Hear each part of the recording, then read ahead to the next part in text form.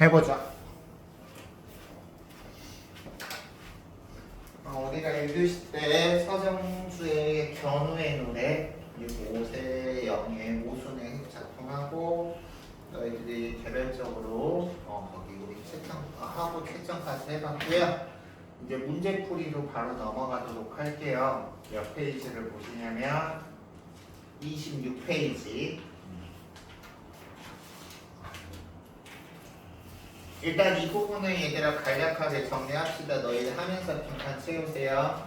시적 화자인 견우가 시적 대상인 직녀에게 말을 건네고 견우와 직녀가 사랑을 위해 이별을 하는 건데 정서 태도는 뭐냐? 그냥 우리가 막 철없을 때 만나는 사랑이 아니라 성숙한 사랑을 위해서는 이별을 받아들이고자 한다. 우리가 일반적으로 사랑하는 사람은 이별을 무조건 부정적으로 생각하는데 그게 아니다. 그리고 이제 각자의 본분에 충실하며 재회를 기다리고자 한다. 이게 지금 여기서 각자의 본분에 충실하면서 재회를 기다리고자 한다. 이게 현실에 임하는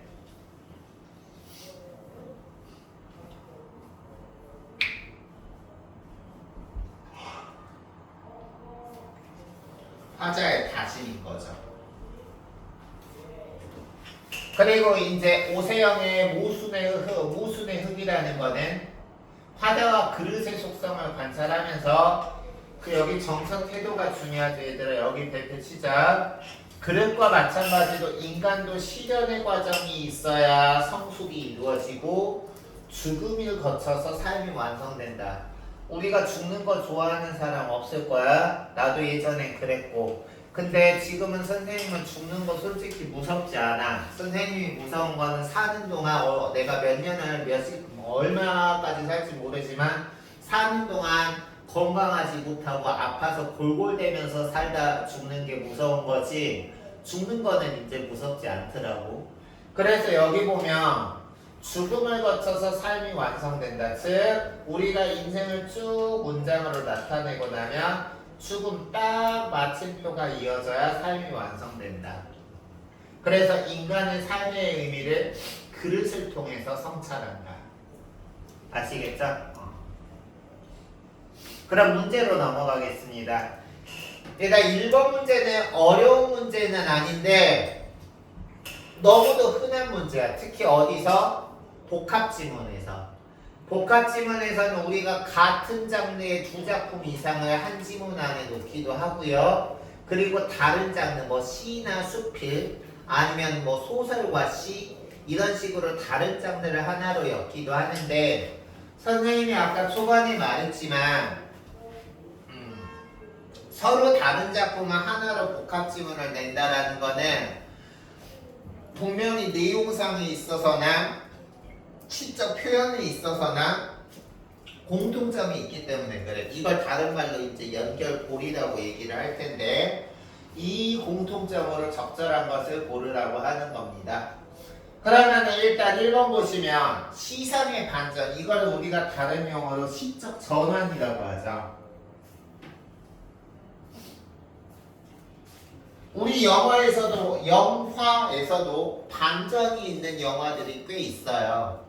반전이 있는 영화. 우리가 반전을 뭐로 반전이라 그래? 우리가 일반적으로 보다 보면 영화에서 이제 보다 보면 예상되는 흐름이 있잖아. 근데 그 예상되는 흐름하고 다르게 갑자기 내용이 예상을 벗어나는 어떤 흐름으로 흘러갈 때 반전이라고 그러잖아. 그래서 우리가 그런 거를 시에서는 시성의 반전, 시적 전환이라고 하고 있는데 이 작품에서는 이별을 통한 사랑의 어떤 성숙한 사랑 그리고 파멸을 통한 진정한 완성이라는 흐름이 한결같이 유지되고 있지 갑자기 내용이 막 전환되거나 바뀌는 부분은 없죠. 다음 2번 수미상관을 통해 구조적 안정감을 드러낸다. 수미상관을 통해서 구조적 안정감을 드러내는 것은 맞는 말이지만 이 구조적 안정감을 드러내는 수미상관이 사용된 것은 우리가 가나 중에서 뭐에만 해당해요? 나에만 해당하죠. 나에만 해당한다. 나라고 쓰시고요. 3번 명암의 대비를 통해서 화자의 내면을 나타낸다. 밝고 어두움? 아니죠. 이 시에 뭐 밝고 어두움이 대비되어 있는 건 없죠. 그래서 아니고. 다음 유사식구. 예를 들어서 4번에서는 뭐뭐가 있어야 하네, 뭐뭐가 있어야 하네. 그리고 나 작품에서 그 오세영의 모순의 흙에서는 뭐뭐 는다, 뭐뭐 는다라는 현재형 어미가 반복되어 있지. 그치? 그래서 여기서는 4번이 공통적으로 맞는 거니까 정답 4번이고요. 5번 같은 경우는 얘들아 어떤 시가 명사로 시상을 마무리했을 경우에 그게 가지는 효과가 시적 여운을 자아낸다라는 건 맞는 말이야. 우리 국어의 문장 구조상 우리 국어는 명사로 끝나는 문장이 영어는 거의 명사로 끝나겠죠. 기본 다양한 문장 형식이 있고 막 수식어구도 있으니까 그렇지만 우리가 기본적으로 영어의 문장 구조는 SVO 구조라고 하니까 목적어로 끝나는 경우가 많을 거야. 근데 국어는 안 그렇잖아. SOV 구조잖아. 그래서 서술어로 끝나는 경우가 많은데 명사로 끝날 때는 일상적으로 우리 국어에서 마무리되는 서술어 어찌하다 어떠하다 무엇이다로 끝나지 않으니까 시적 여운을 자아내는 효과를 나타내는 건 맞아요. 알겠어요? 근데 이 가작품이나 나작품에서 명사로 끝나고 있습니까? 아니죠. 다 뭐 있어야 하네 서술어로 일반적인 우리 국어 문장 구조로 지금 끝나고 있죠. 그렇기 때문에 명사로 시상을 마무리할 때 이런 효과를 드러내는 것은 맞지만 이 명사로 시상을 마무리하는 작품은 없으니까 5번은 적절하지 않다. 따라서 적절한 것은 4번이다. 2번 보시면 공간 개념인 여기는 우리가 선생님이 아까 시 분석하면서 서정주의 견우의 노래에서 여기서 여기가 현재의 공간으로서 화자가 지금 인과 부재하고 이별하는 상황을 나타내는 공간이라고 설명했던 기억나는데 필기가 되어 있는지는 모르겠다. 보기 보시면요. 공간 개념인 여기는 시간으로는 지금, 상황으로는 당면한 현실과 연결되어 있다. 그 다음 밑줄 치세요. 여기에는 지금의 현실의 의미를 부여하고 미래를 기약하는 인식과 태도가 반영되어 있다. 밑줄.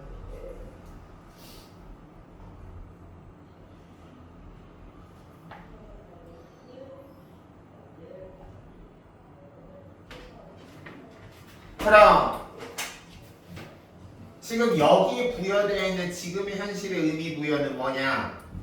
이별하는 상황에서 미래의 만남에 최선을 다하자. 현실은 지금 이별과 이미 부재되어 있는 상황이야.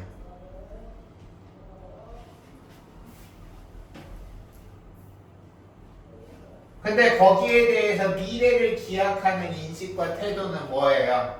현재 지금 이별과 이미 부재한다고 무조건 좌절하는 게 아니라 미래를 기약하면서 현재의 자신의 직분과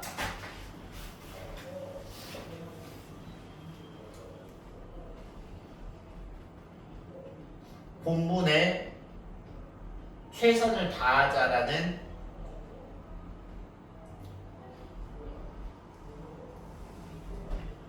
태도가 나타나 있죠.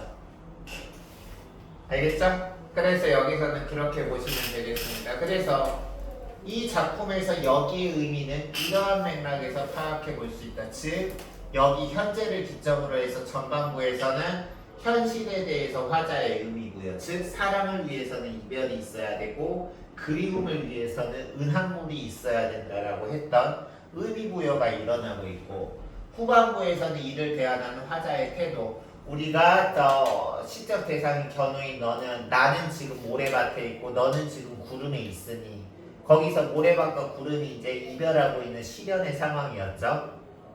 그 모래밭과 구름이 있으니 거기에서 다시 만날 그날을 위해 각자 자신이 해야 할 일에 최선을 다하고 있자라는 화자의 태도가 형성되어 있다라고 우리가 이해를 하시면 되겠습니다. 그러면 선지를 하나하나씩 분석해 볼게요. 1번 A에는 화자가 이별이라는 현실에 부여한 의미가 단적으로 나타나 있다라는 거는 직접적으로 나타나 있는 걸 단적으로 나타나 있다 그래. 그럼 A는 지금 1년인데 사랑을 위해서는 이별이 있어야 한다고 하는 것처럼 이별이라는 현실에 부여한 의미가 이 이별이라는 거는 사랑을 진정한 사랑을 위한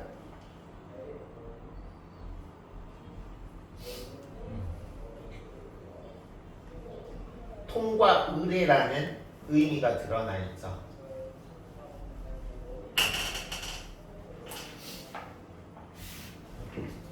다음 B에는 A에서 여기에 부여한 의미가 변주되어 나타나 있다. 이거 선생님이 아까 수업하면서 변주에 관해서 얘기한 거 기억나는데 좀 시간 들여서 막 이제 영화에도 들어가면서 그래서 여기서는 우리가 그 사랑과 이별이 3, 4연에서 B에서는 거기서 그 사랑이 그리움으로 그리고 이별이 은합물로 변주되어 있다고 얘기했던 거 기억나니? 한번 필기 기억 안 나면 찾아봐. 거기 우리 필기한 거에서 1, 2연에서 사랑과 이별이 3, 4연에서 그리움과 은합물로 변주되어 있다고 선생님이 설명했어요. 그쵸? 그러니까 이거 맞는 거죠. 너희들이 선생님이 설명하다가 내가 그치라고 할 때 모르겠으면 그 앞에 지금 필기하는 거 너희들이 직접 찾아보는 거야. 그랬었나 하고 멍 때리는 게 아니라. 알겠어요? 다음 3번.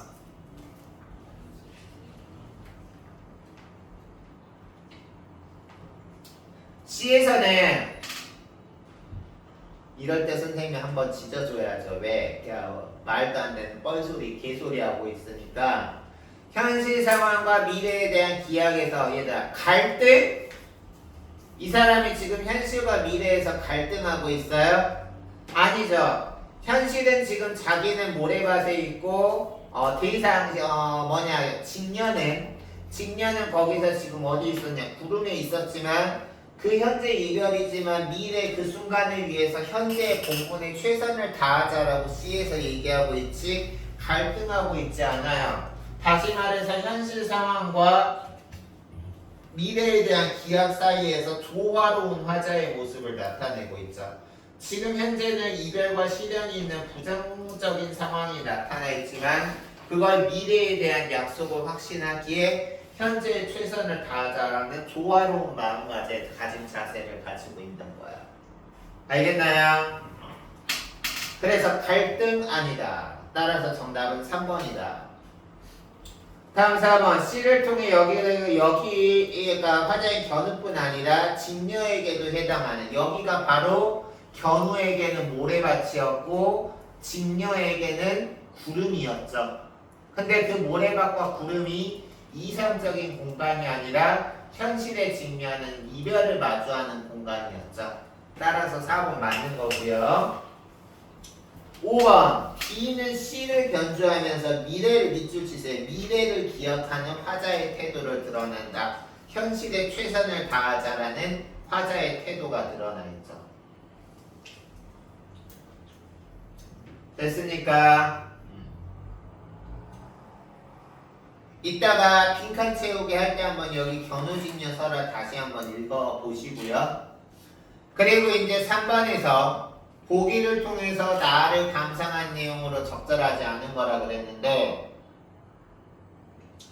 유추는 서로 다른 대상 사이에서 유사성을 발견하고 밑줄 치세요. 유추 동그라미 치시고요. 유추라는 것은 서로 다른 대상 사이에서 유사성을 발견하고 그 유사성을 바탕으로 해서 밑줄 새로운 인식에 도달한다.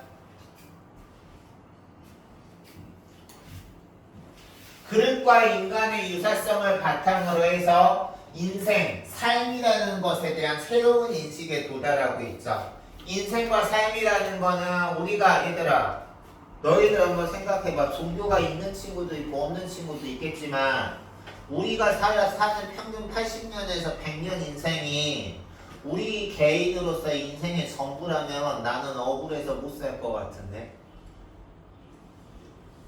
왜 억울해? 우리 살다 보면 나쁜 놈들이 오히려 사회에서 큰 소리치고 돈 많이 벌고 더 떵떵거리면서 잘 살지 않나? 난 그래서 이 세상에서 만약에 우리가 사는 이 현재의 세상이 전부라면 아마 억울해서 돌아버릴 것 같아. 근데 결론은 뭐냐? 선생님은 결론은 뭐냐? 억울하지 않아. 나쁜 놈들이 국가의 권력을 잡고 무고한 시민들을 희생시키고 죽을 때까지 자기가 잘못했다는 사과 한 번 안 하고 뻔뻔하게 살고 편안하게 살고 그 후손들이 편안하게 살지만 지금은 이제 선생님이 억울하지 않아. 왜? 인생은 우리가 사는 80년, 100년이 전부가 아니거든. 전부가 절대 아니야. 그리고 우리가 그 사람이 사는 동안은 벌을 안 받을지 모르지만 분명히 그 후손이라든가 어떠한 방식으로든 우리가 살아보면서 직간접적으로 보니까 분명히 착한 사람은 당장은 아니더라도 나중에 그 대가를 자기가 원하지 않아도 받고요. 평소 나쁜 짓만 주구장창하면 당장은 잘 먹고 잘 사는 것 같아도 직간접적으로 나중에 그리고 본인이 벌을 안 받으면 후손이 어떻게든 벌을 받더라고. 그래서 지금 보면 인간이 여기서 그런 일반적으로 우리가 사는 동안 나만 잘 먹고 잘 살면 되지라는 그런 어떤 일반적인 관점이 아니라 새로운 인식에 도달해서 파멸을 통해서 한 단계 물질적인 부만 추구하는 게 아니라 정신적인 성숙 그리고 죽음을 통해서 완전히 끝나는 게 아니라 삶이 완성된다는 어떤 새로운 인식을 도달하고 있다. 이게 바로 오세영의 모순의 흑이 가지는 작품의 가치입니다. 알겠습니까? 그러면 적절하지 않은 것은 1번 화자는 깨진다는 속성과 죽는다는 속성을 대응시키고 있다.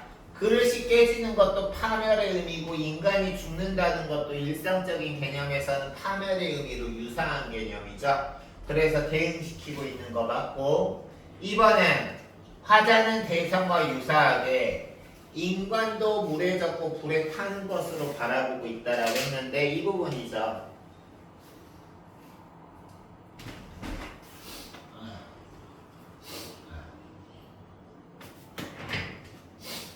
그릇이 시련을 겪는 부분이죠. 물로 반죽되고 불에 그을리는 것처럼 인간도 성숙을 위해서 물에 젖고 불에 탄다. 즉 이 그릇과 마찬가지로 인간도 그릇이 이렇게 되는 행위가 인간이 겪는 게 이런 행위로 대응되니까 우리가 맞는 행위가 되는 거죠.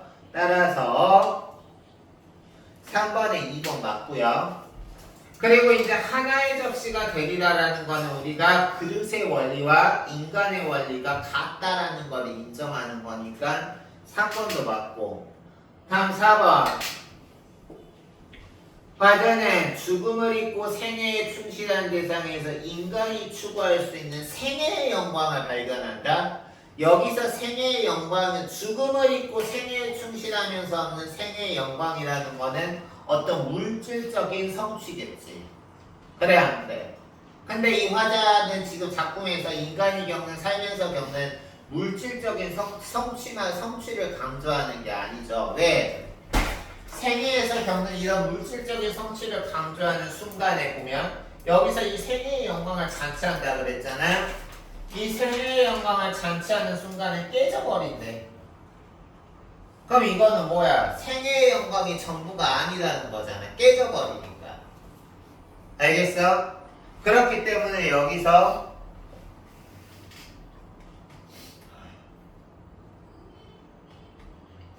4번에서 생애의 영광을 궁극적인 가치로 추구하거나 그걸 인간이 추구하는 가치라고 보는 건 잘못됐으니까 정답이 4번이죠. 다음 5번은 모순은 화자가 깨닫게 된 인간과 삶에 대한 인식. 그쵸? 파멸이 우리가 부정적인 게 아니라 완성을 위한 과정이다라는 어떤 인식을 보여줄 수 있겠지. 알겠어요? 따라서 정답은 4번입니다. 알겠습니까? 오케이? 그러면 시간을 좀 드릴 테니까 26쪽, 27쪽 빈칸 채우기 해보십시오.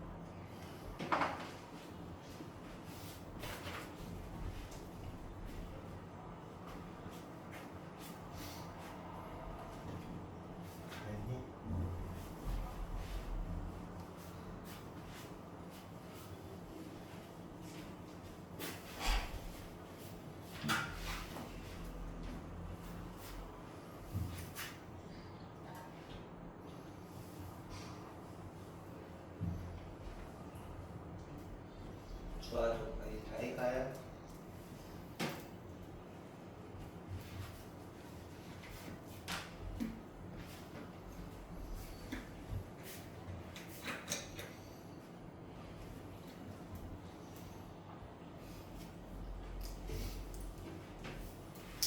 봅시다.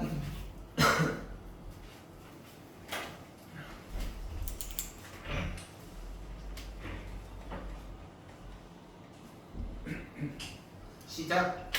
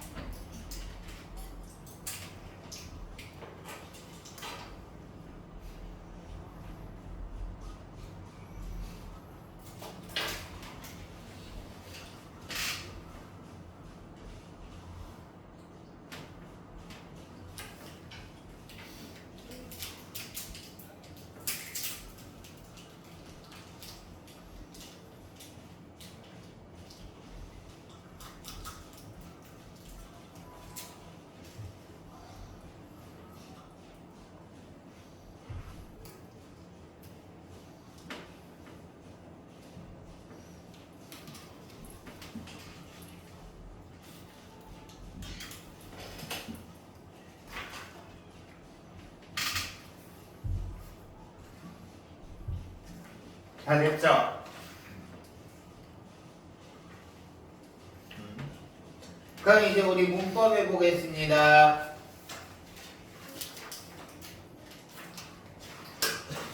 40쪽.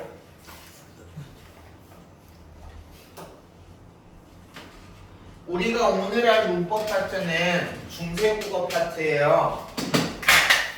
중세국어 파트는 우리가 고등학교 내신에서 안 나올 수가 없는 부분이기 때문에 이 중세국어 문법 같은 경우는 우리가 학원에서 특강 같은 경우도 우리가 특히 예비고일 같은 데서는 중세국어 문법 특강은 뭐 안 열면 안 된다라는 법칙이 있는 건 아니지만 우리가 거의 학원에서 특강하는 학원에서는 중세국어 문법 특강을 안 하는 학원이 거의 없을 정도로 이 중세국어는 우리가 중학교 때는 이제 현대국어, 지금 우리가 쓰는 한글, 지금 거기에 대한 어떤 문법적인 부분에서는 거기 부분에 주목을 했다면 고등학교에 올라가면 그런 부분에다가 플러스 중세국어까지 나와서 우리 수험생들의 두뇌를 좀 더 어지럽게 만들죠.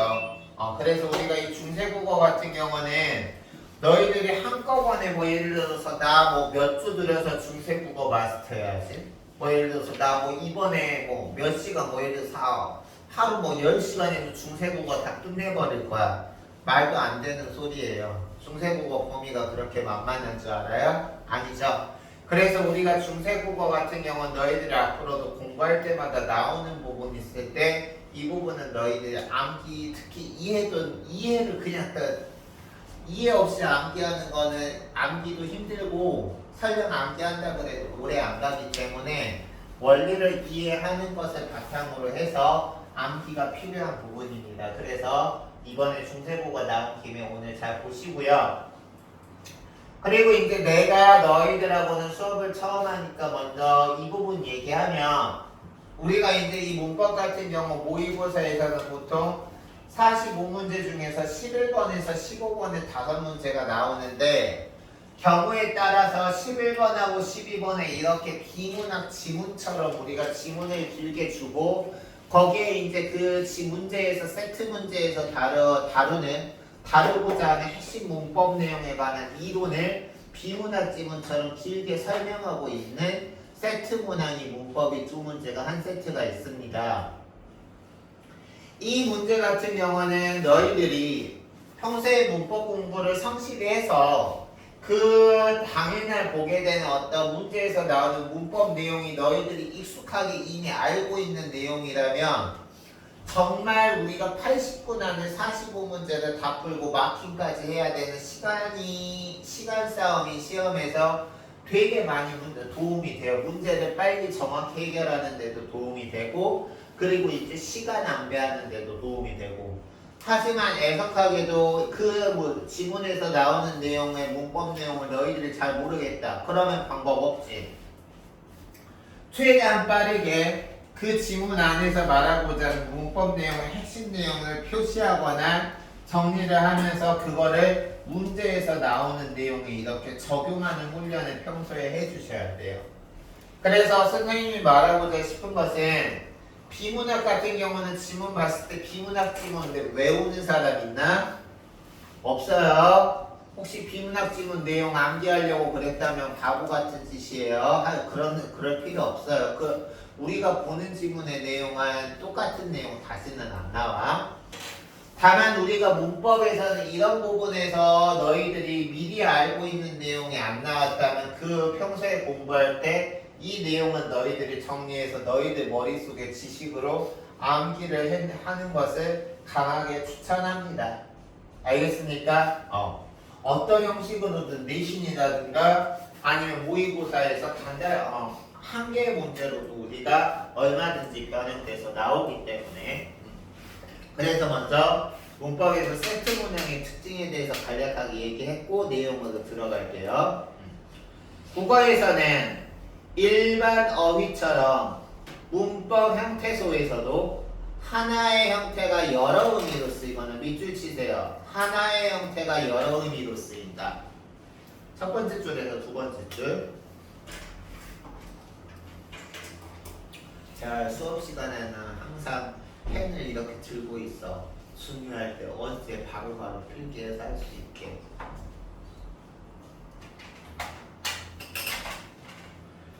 그리고 두 번째, 하나의 형태가 여러 의미로 쓰이거나 두 번째, 여러 형태가 하나의 의미로 쓰이는 현상이 있다. 전자는 일본의 형태를 말하는 거죠. 하나의 형태가 여러 의미로 쓰이는 거는 현대국어의 명사에서 높이, 저 빌딩의 높이는 높다라고 할 때 높이에 쓰인 명사는 명사 파생접사 2고요. 그리고 부사 높이, 여기서 부사 높이는 이 하이죠. 부사로 하이. 알겠어요? 그래서 여기 지금 보면 부사로 높이에 쓰인 이를 예를 들 수 있다. 근데 우리가 그래서 여기서 일단 첫 번에 알 수 있는 거는 이 이라는 접사는 명사 파생 접사로도 쓰이고 부사 파생 접사로도 쓰인다.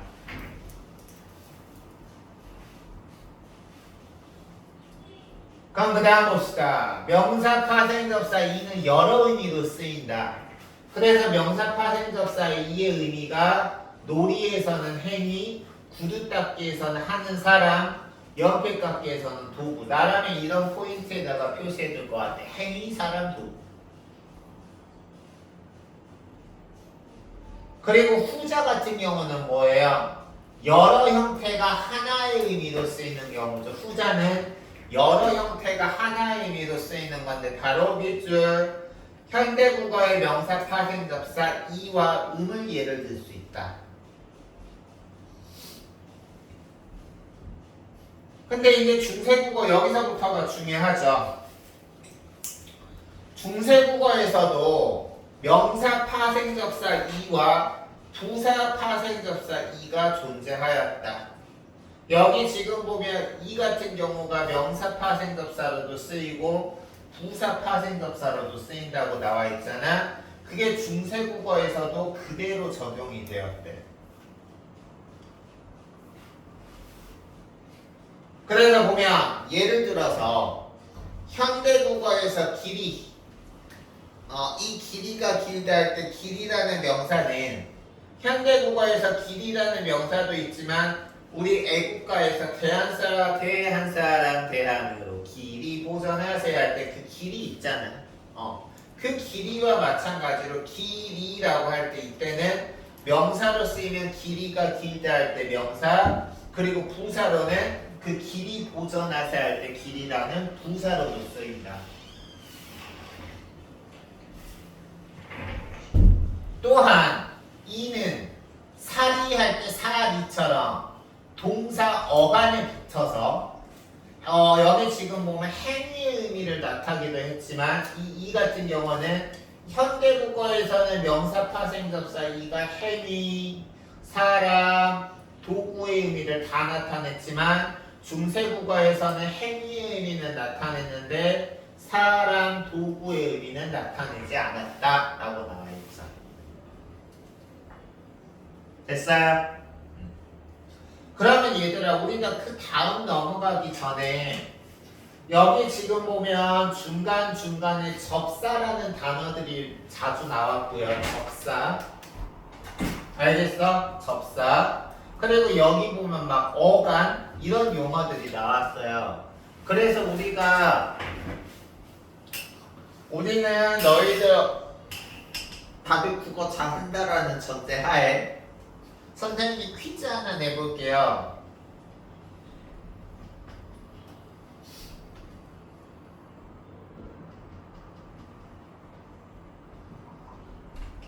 서로 매치를 이루는 개념들끼리 한번 너희들 말해보세요. 예를 들어서 어가는 접사하고 함께 대응되는 개념인지 어가는 어미랑 함께 대응되는 개념인지 이거를 한번 너희들이 구별해보라는 거야.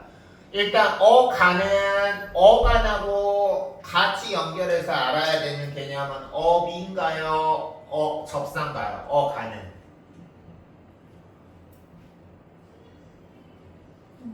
어미. 됐어요?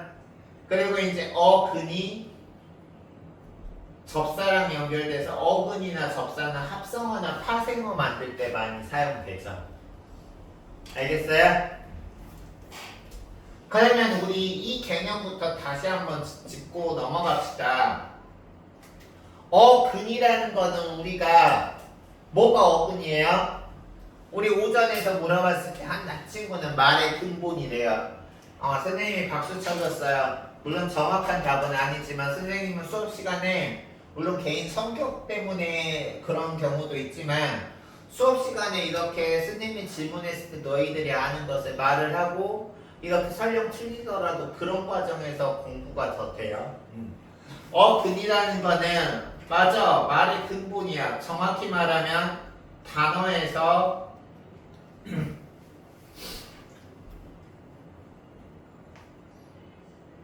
실질적인 의미를 갖는 부분.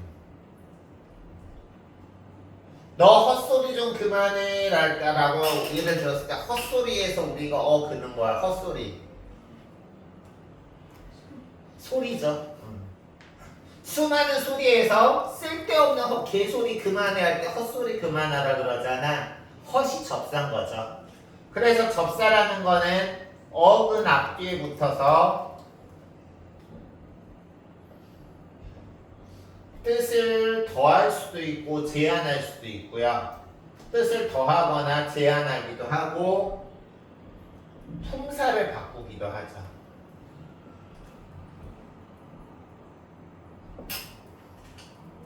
그래서 우리가 접사가 품사를 바꾸는 경우가 우리가 명사형 파생접사, 부사형 파생접사 이렇게 지금 지문에서 공부하고 있는 거예요. 알겠어? 너희들이 이 어근과 접사의 개념은 어근과 접사의 개념은 우리가 영어에서도 활용되기 좋으니까 잘 알아두시면 좋아. 너희들 영어도 단어 어느 정도 단어량이 너희들이 있으면은 지문에서 모르는 단어 나와도 어떤 단어들은 대략 뜻이 짐작되는 경우 경험해 본 적 있어? 처음 보는 단어인데 대략 뜻이 짐작되는 경우 있어요? 없어요? 대답해봐. 나 대답 안 하면 삐도 있어요? 왜냐면 우리가 영어에서도 접두사랑 접미사라고 해서 우리가 그런 접두사나 접미사를 알면 너희들이 영어 단어에서도 모르는 단어 나와도 대략 뜻을 알아요. 예를 들어서 수많은 게 있지만 trans라는 접두사가 붙으면 transfer, transport, transplant 이런 식으로 하면 다 이게 각각 별개의 뜻이 있지만 이 trans가 우리가 이렇게 이동한다라는 뜻이 있거든. 그래 안 그래?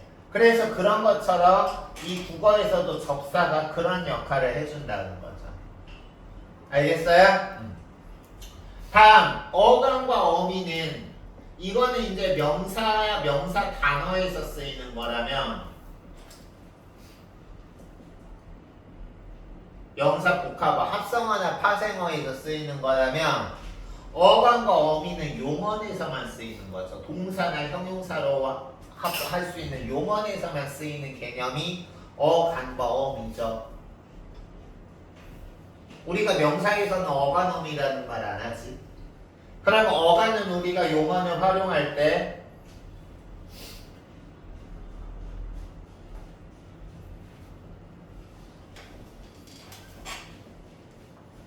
변하지 않는 부분이죠.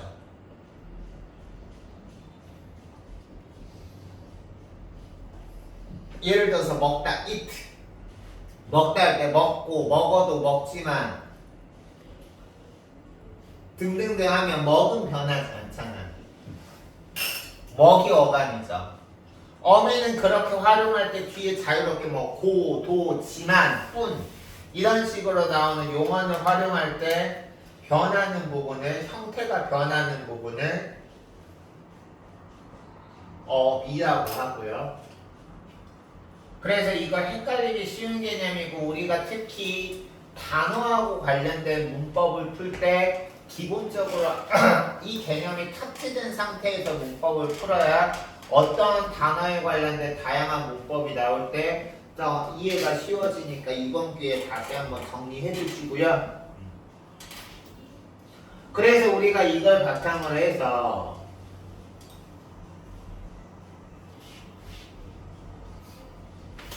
여기까지 했어요, 지금. 그럼 이제 그 다음 볼게요.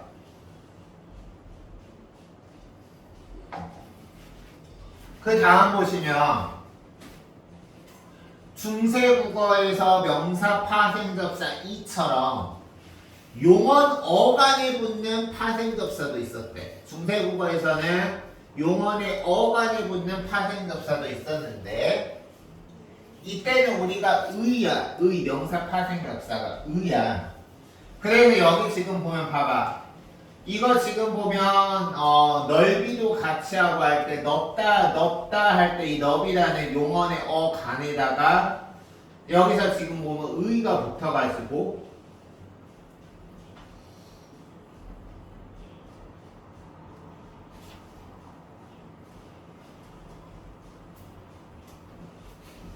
그렇죠? 이렇게 쓰였다. 근데 이때 의는 이와 달리 부사는 파생하지 않았대. 우리가 이 같은 경우는 명사 파생접사도 있고 부사 파생접사도 중세국어에서 있었는데 용언의 어간 뒤에 붙이는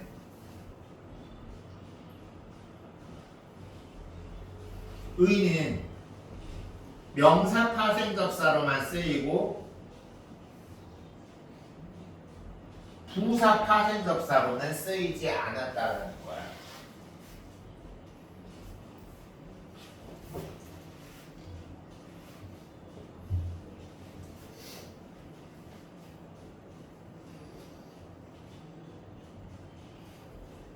주의해주세요. 쓰이지 않았다. 부사 파생접사로는. 그리고 이 같은 경우는 모음조화를 그렇게 쓰지 않았어. 여기 지금 이 같은 경우는 모음조화 그딴 거 신경 안 쓰고 다 이었는데 의는 모음조화에 따라서 변했대. 이 의 같은 경우는 모음조화를 적용해서 우리가 모음조화라는 거는 양성모음은 양성모음끼리 음성모음은 음성모음끼리 결합하는 걸 모음조화라 그러지. 예를 들어서 토끼가 깡충깡충 뛰어 깡총깡총 뛰어 깡총깡총 뛰죠. 그리고 공룡이 껑충껑충 뛰어 껑총껑총 뛰어요. 껑충껑충 뛰잖아. 그래 안 그래? 그게 모음조화잖아. 그치? 그래서 우리가 깡총깡총 하면 뭔가 귀엽고 가볍고 발랄한 느낌이 드는데 껑충껑충 하면 막 이런 사람이 막 쿵쿵 걷는 느낌이 들잖아. 그쵸? 그래서 여기 지금 보면 이 의는 모음조화에 따라서 양성모음 뒤에서는 의가 형태가 발음은 똑같이 하고요. 의로 쓰였대.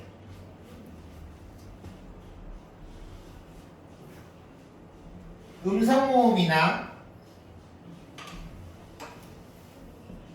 양성모음, 음성모음 다 아닌 거에서는 그럼 의라고 쓰인 거겠죠.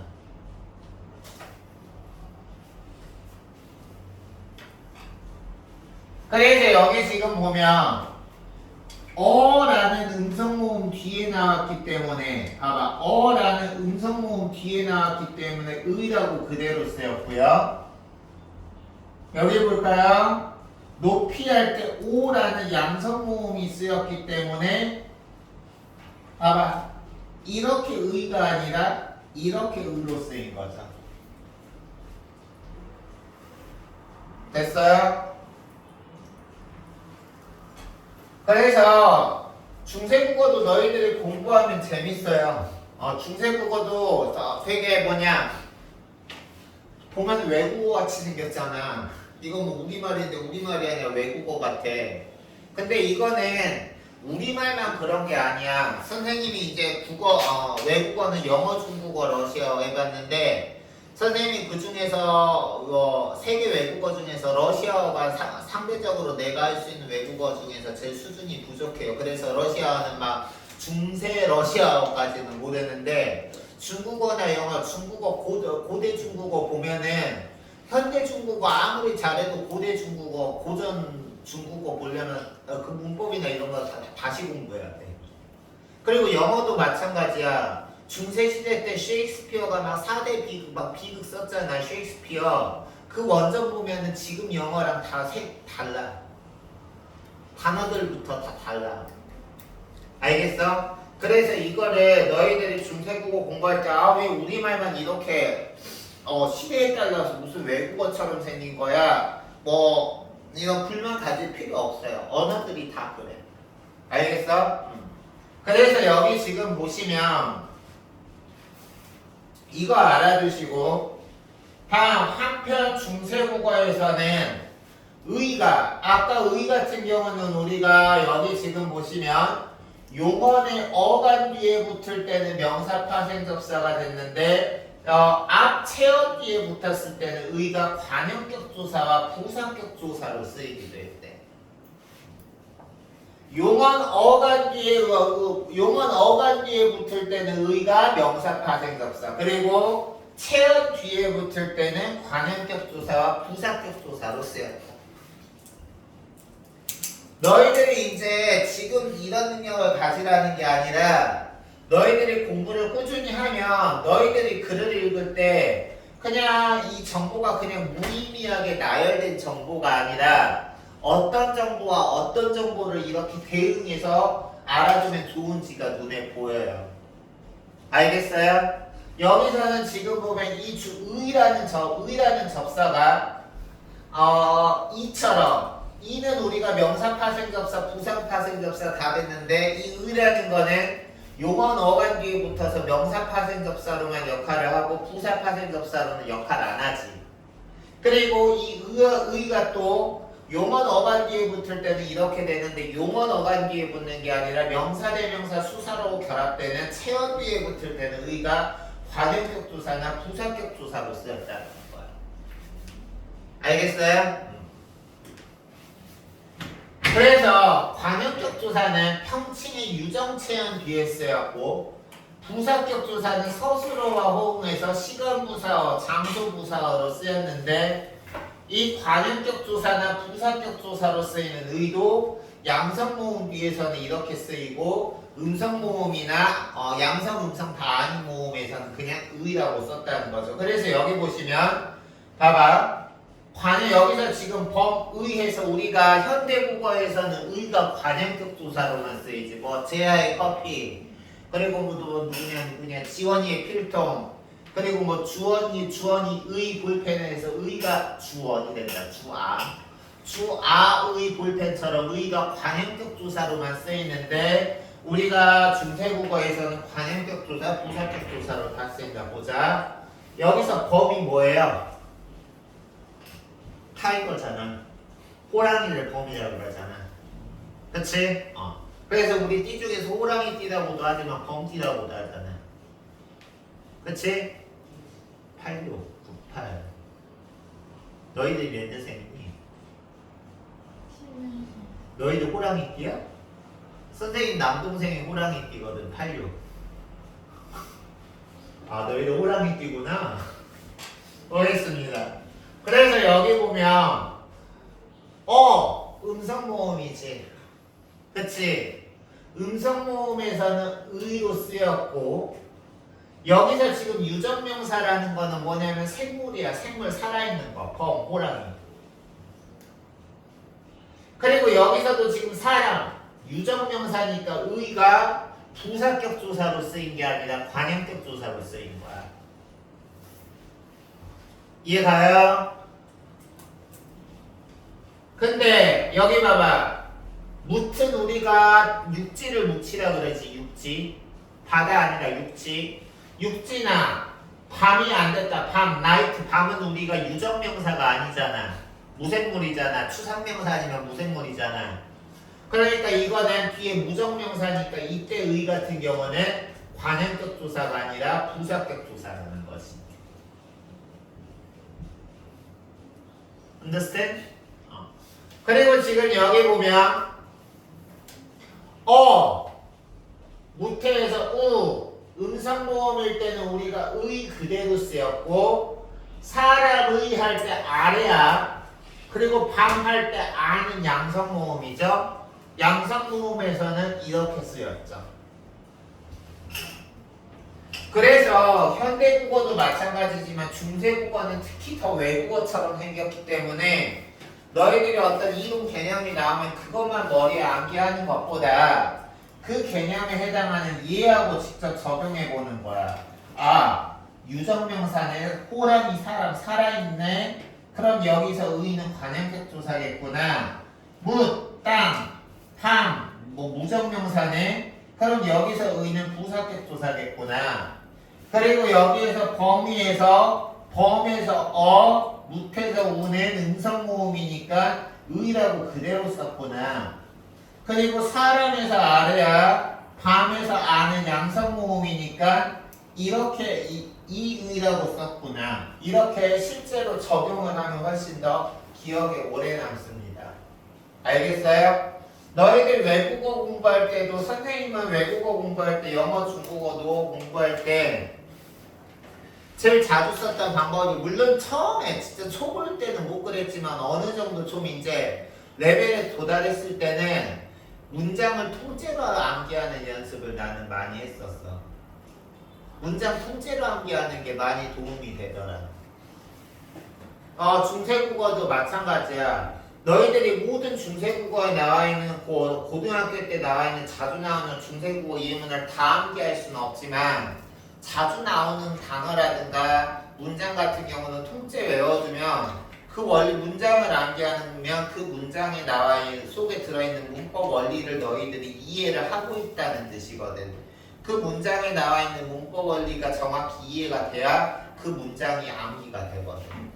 알겠어요? 그래서 그 방법도 한번 너희들이 이제 나중에 혼자 공부할 때 해보도록 하십시오. 분명히 도움이 될 겁니다. 그래서 여기까지 설명 들어갔고요. 1번하고 2번 잠깐 시간 드릴 테니까 풀어보세요.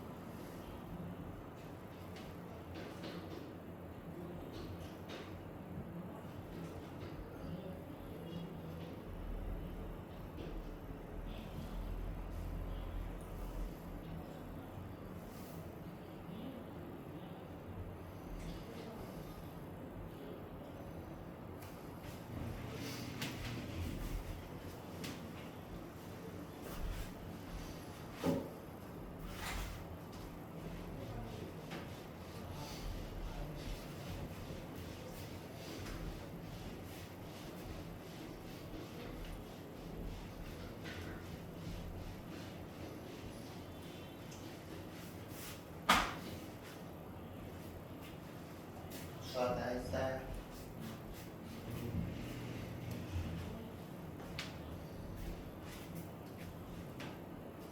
1분만 더 드릴게요.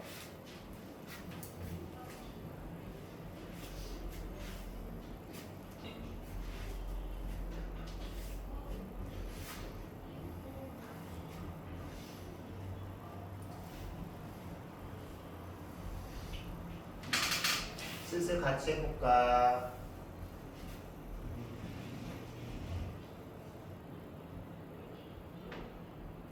진짜 1분만 더 준다.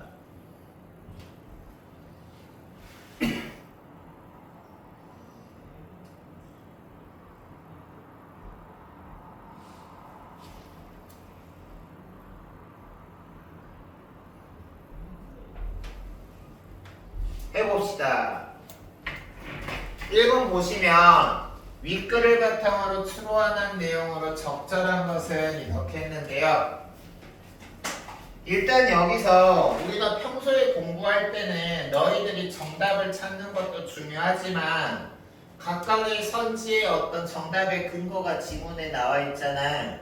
그 지문의 근거하고 연결시켜 보는 것도 공부예요. 그래서 여기 보시면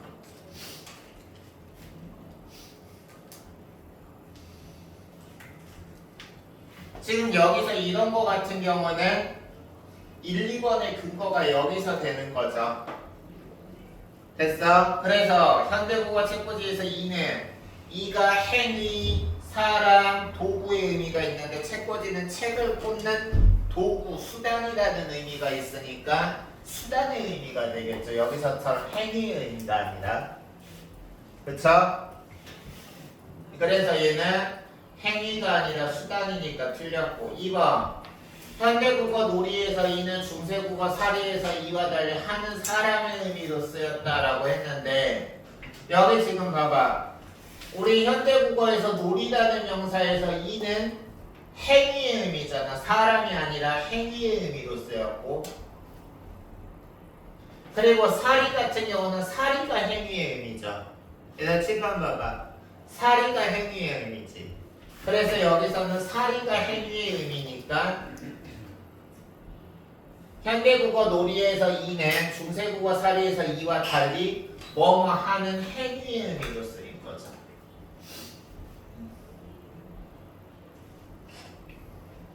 다음 3번 현대국어 길이처럼 중세국어 길이도 명사와 부사로 쓰였다라고 했는데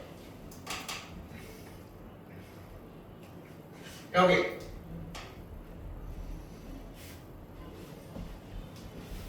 이게 지금 여기서 이거죠. 3번 그럼 여기서 일단 이라는 접사는 중세국어에서도 지금 현대국어처럼 중세국어에서도 이라는 접사가 명사하고 부사, 파생접사로 쓰이는데 맞아. 명사하고 부사로 쓰인 거. 근데 여기서는 길이가 아니라 길이죠. 이거 다음 4번 중세국어 접사에서 의가 붙는 거는 두 가지 품사로 쓰였다. 엥? 개소리? 우리가 중세국어에서 여기 보세요. 이라는 접사는 현대국어처럼 명사 파생 접사하고 부사 파생 접사로 쓰였지만 의는 어땠어요? 의는 명사 파생 접사로만 쓰였죠. 그래 안 그래? 그래서 여기서 4번도 틀린 거고요. 5번 중세국어에서 미안 잠깐만요.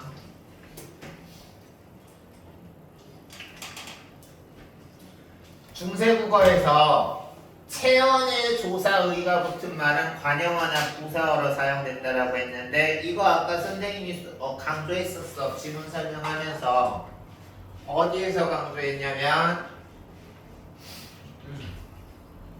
의가 용언 어간에 붙을 때는 명사 파생접사로 쓰였는데 체언 뒤에 붙을 때는 관형격 조사나 부사격 조사로 쓰인다 그랬죠? 그러니까 체언 뒤에 조사 의가 붙은 게 의가 관형격 조사나 부사격 조사 의니까 그 그 의가 붙은 단어는 관형어나 부사어로 쓰이는 거 맞겠죠? 알겠어요? 따라서 정답 5번. 됐습니까? 다음 2번 문제 풀어봅시다. 윗글을 바탕으로 해서 보기에 중세국어를 이해용한 내용으로 적당하지 않은 것은 이라고 했는데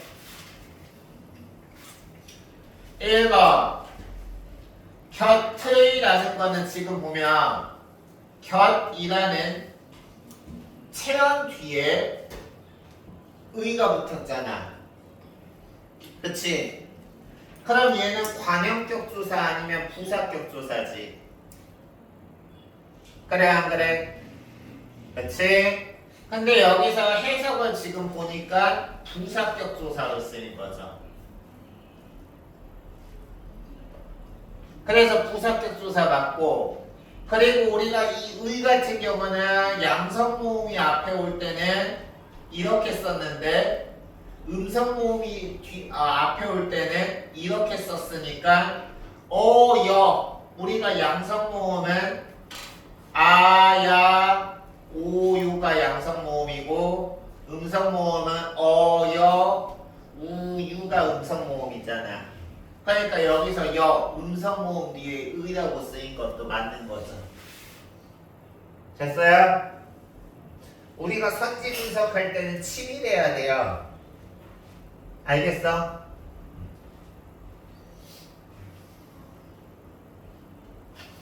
다음 2번 구비에서 의는 모음조사형 부사 파생접사라고 했는데 얘들아 얘 같은 경우는 우리가 의 같은 경우는 아까 중세국어에서 이는 명사 파생접사하고 부사 파생접사로 다 쓰였는데 의라는 거는 우리가 일단 접사로는 명사 파생접사만 쓰였지. 그러니까 여기서 부사 파생접사로 쓰인 게 아니고 여기서는 지금 보면 구비에라고 해서 부사격 조사로 쓰인 거예요. 알겠어? 그리고 3번 디귿에서 볼기는 밝히라는 건데 여기서 밝히라는 거는 현대국어라면 밝게 비추어 라는 뜻이잖아. 밝게 비추어라고 했으니까 여기서 지금 보면 부사 파생접사 맞죠? 우리가 의가 아니라 이는 명사 파생접사, 부사 파생접사 다 쓸 수 있었으니까. 알겠어? 그리고 우리가 의 같은 경우는 모음조화에 따라서 양성 모음일 때랑 음성 모음일 때 달랐지만 이 같은 경우는 모음조화랑 무관하다 그랬죠? 그러니까 맞는 거고. 다음 3번 글짓기에서 이는 일단 의가 아니라 이니까 모음조화랑 무관한 거 맞고 이는 우리가 현대국어처럼 명사 파생접사, 부사 파생접사 다 쓸 수 있었는데 글짓기니까 현대국어에서 음기 것 할 때 기잖아. 그러니까 명사 파생접사 만든 거지. 다음 얘 같은 경우는 딸의라고 했는데 일단 우리가 의가 의라고 됐는데 여기 보면 앞에가 딸이니까 체언 뒤에 붙었어. 맞지? 그러면 의가 체언 뒤에 붙으면 관형격 조사 아니면 부사격 조사였는데 현대국어 해석을 보니까 딸의 이름을 했으니까 관형격 조사 맞는 거죠.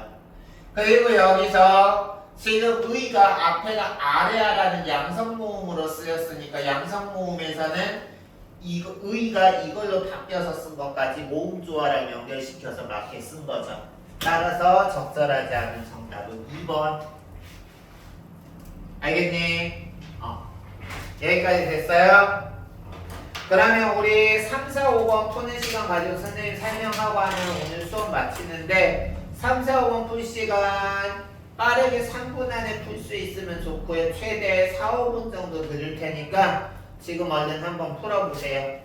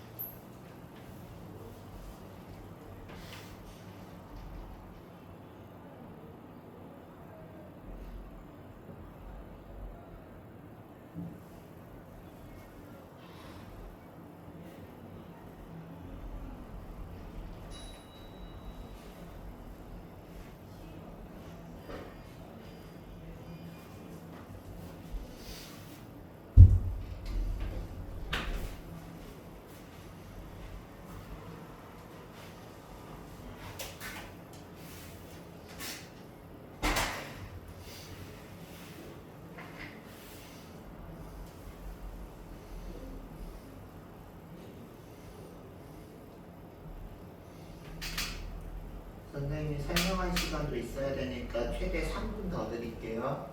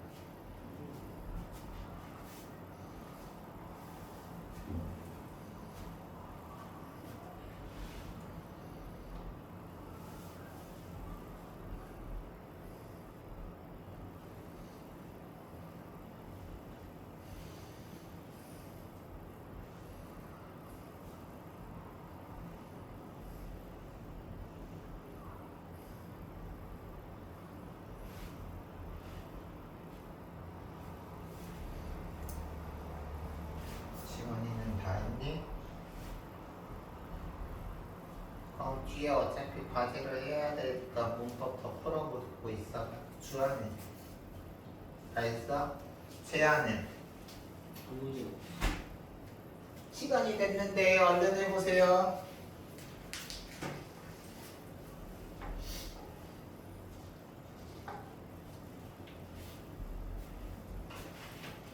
됐어? 봅시다. 이 세 문제만 하면 됩니다. 파이팅 합시다.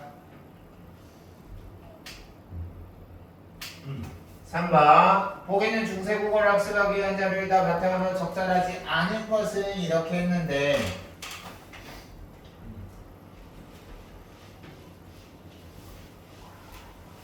먼저 여기서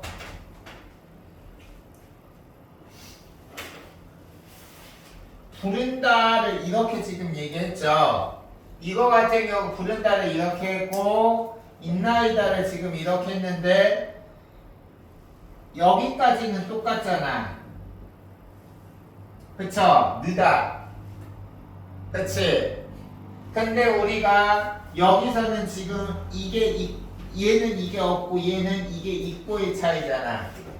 그치? 이게 없는 거는 그게 부른다가 됐는데 있는 거에서는 사내 아이가 있다가 아니라 있습니다라고 됐어.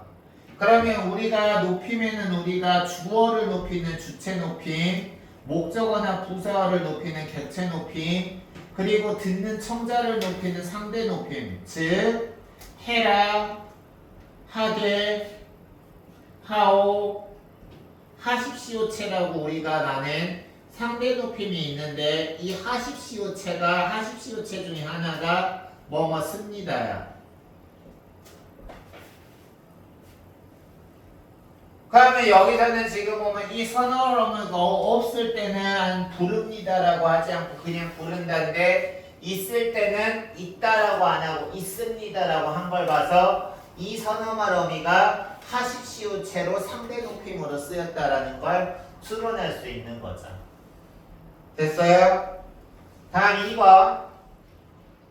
의가 관형격 조사하고 주격 조사로 모두 쓰였다. 여기서는 지금 최원 뒤에 쓰여서 관형격 조사로 쓰였고 여기서는 지금 우리가 이거는 우리가 앞에서 의가 체언 뒤에 붙을 때는 관용격 조사나 부사격 조사로 쓰인다고 1, 2번 세트 문제에서 공부했었잖아. 그래 안 그래?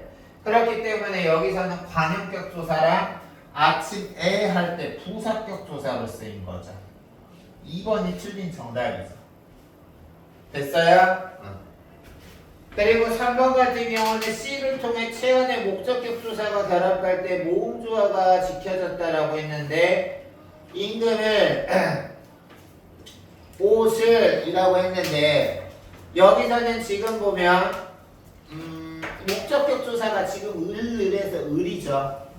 그래서 체언의 목적격 조사가 나올 때 모음 조화가 지켜졌다라고 해서 봐봐. 을이 붙어도 이의, 오오 똑같이 모음 조화가 그대로 여기 있는 양성 모음이 양성 모음으로 이어졌고 여기 있는 음성 모음이 음성 모음으로 계속 지켜졌죠. 그러니까 3번 맞는 거고. 다음 4번.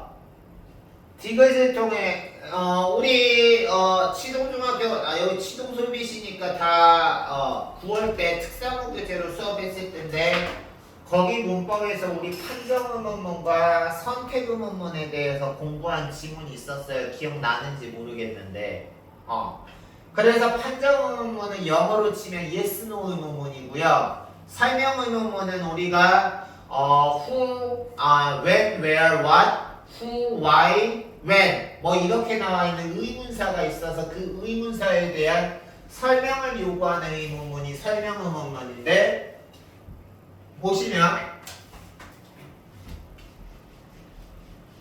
마땅히 몸에 있느냐라는 거는데 아니요? 라고 하는 판정의문문이잖아. 판정의문일 때는요. 그리고 구라제는 지금 어디 있느냐? where라는 것에 대해서 설명을 요구할 때는 near가 아니라 new로 바뀌었죠. 그러니까 종결어미가 near, new로 바뀌었으니까 4번 맞는 거고. 됐어요? 자, 이를 통해서 초성에 우리가 현대국어에서는 초성이 아니라 종성의 겹받침이 올 수 있는데 중세국어에서는 어두자음군이라고 해서 초성이 이렇게 겹받침이 올 수 있었죠. 알겠어요? 이런 거를 우리가 어두자음군이라고 그래요. 어두자음군.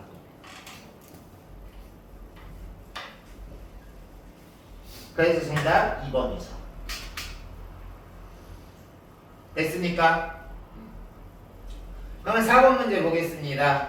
다음은 중세국어의 접속조사 탐구 결과 정리했을 때 적절한 것은? 이라고 했는데 일단 A번 봅시다.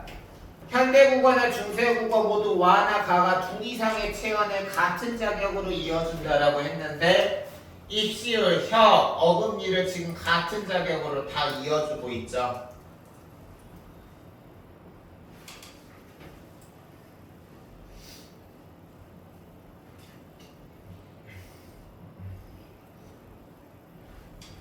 됐어요? 그래서 A는 맞고 B하고 C 봅시다.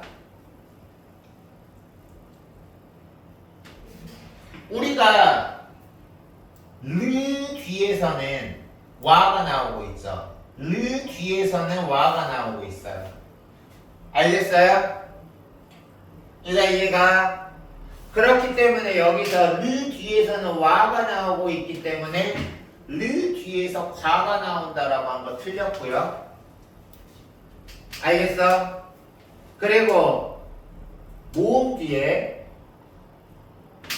지금 표에는 모음 뒤에는 와가 나온다라고 했는데 모음 뒤에 와가 나온다라고 했는데 아닌 거 하나만 골라도 이거는 틀린 거야. 모음 뒤에 와가 나오는 거 아닌 거 하나만 골라도 우리가 아닌 거야. 여기 지금 왜라는 모음 뒤에 와가 아니라 과가 쓰였잖아. 그래서 B하고 C는 둘 다 아닌 거죠. 그러면 3개 골라야 되니까 D, E는 다 맞겠네. 우리가 현대국어에서는 나는 사과와 바나나를 좋아해 할 때 우리가 와를 사과 앞에다만 붙이잖아. 사과와 바나나를 좋아해라고 하지 사과와 바나나 과를 좋아해라고 안 하잖아. 그래 안 그래? 앞에 체언에만 붙이는데 중세국어에서는 여기 보시면 중세국어에서는 산과 강에 할 때 산의 순 우리말이 왜잖아. 그리고 강의 순 우리말이 가람이야. 알겠어? 그래서 여기서는 지금 이렇게 앞에 앞체형 뇌 하나에만 붙일 때도 있고 여기 보세요. 이 의는 두 가지 모양이 하늘과 땅에서 현대국어에서는 하늘에만 과를 붙이는데 중세국어에서는 과를 하늘과 땅과를이라고 해서 체형 두 개에다가 다 붙이기도 하죠. 그래 안 그래? 그쵸? 그래서 여기서 지금 보면 D, E는 모두 다 맞는 표현입니다. 따라서 맞는 거는 A, D, E 3번. 알겠어요? 그럼 마지막 문제 보자. 보기를 참고해 기억 디귿에 들어갈 적절한 것을 고르라고 했는데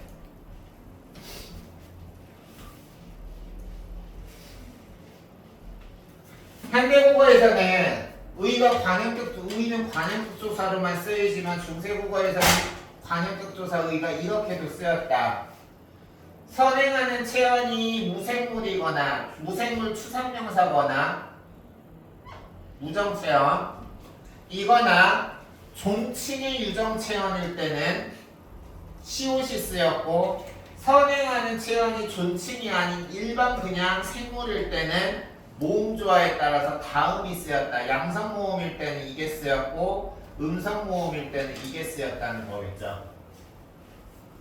됐니? 그럼 일단 부처는 우리가 본 적은 없지만 살아계신 석가모니 살아있는 사람이잖아.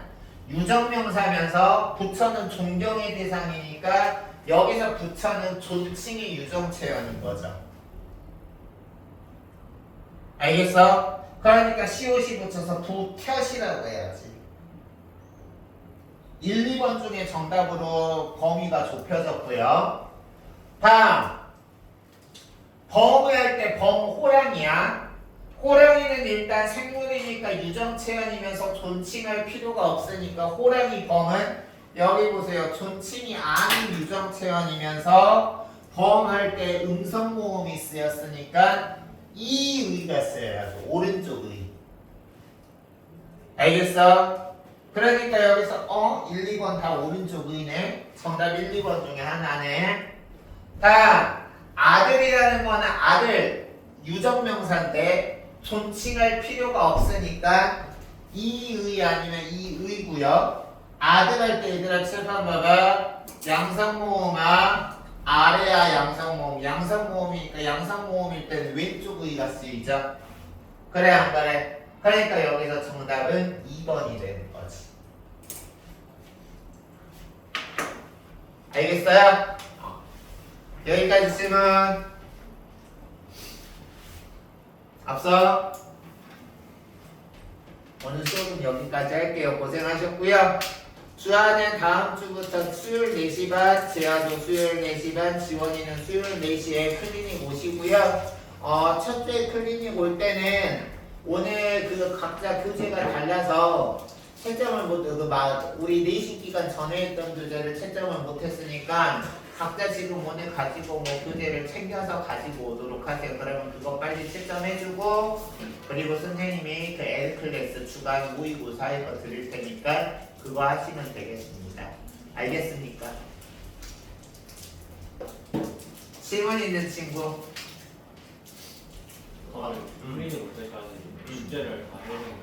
숙제 같은 경우는 너희들 숙제 같은 경우는 각자 우리 오늘 일주에서 그 선생님이랑 각자 비문학, 문학, 문법한 거 거기가 선생님이랑 수업 시간에 나가야 될 진도고 그 나머지 부분은 다 너희들 과제인 거 알지? 그치? 어휘까지 포함해서 그 과제 같은 경우는 클리닉까지가 아니라 다음 주 주말 수업까지 해오시면 되고요. 클리닉까지는 특별히 할 거 없이 그거 교재 챙겨가지고 여기 와서 그 클리닉 에드 클래스 자료 오면 여기서 문제 시간 안에 풀고 시간 안에 푸는 연습 꼭 시킬 거야. 시간 안에 풀고 채점하고 틀린 문제 보면서 너희들이 오답 분석 문제에다가 써가면서 하고 그래도 이해 안 가는 것들은 체크해서 선생님이랑 1대1로 옆에서 질의응답하는 시간 가질 거예요. Understand? 또 질문? 없어? 그러면 다들 우리 처음 만나는데 열심히 공부해서 수고했고요. 자기 휴대폰 잘 챙기셔서 조심히 귀가하세요. 하원 체크 누르시고요. 알겠죠? 다들 고생했어. 주아도 고생했어.